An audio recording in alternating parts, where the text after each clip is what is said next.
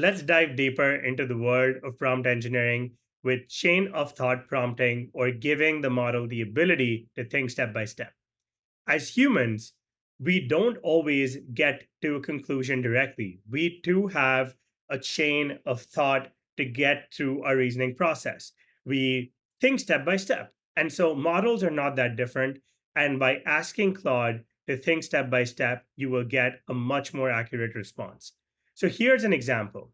You can, for instance, ask Claude to solve a complex LSAT multiple choice logic puzzle, and it may or may not get it correctly the first time around.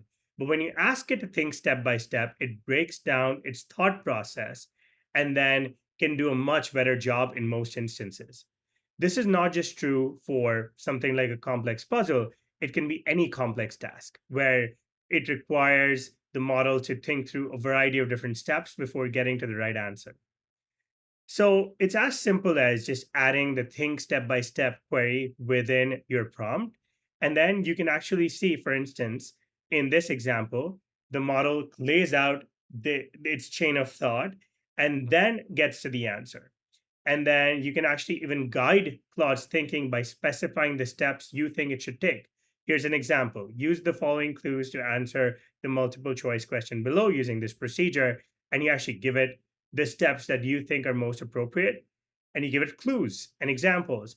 And then Claude is able to then capture that thought process and generate a much more accurate response. This is just one of the many techniques that you can use as a prompt engineer to get the best possible output from your LLM. Thank you for watching.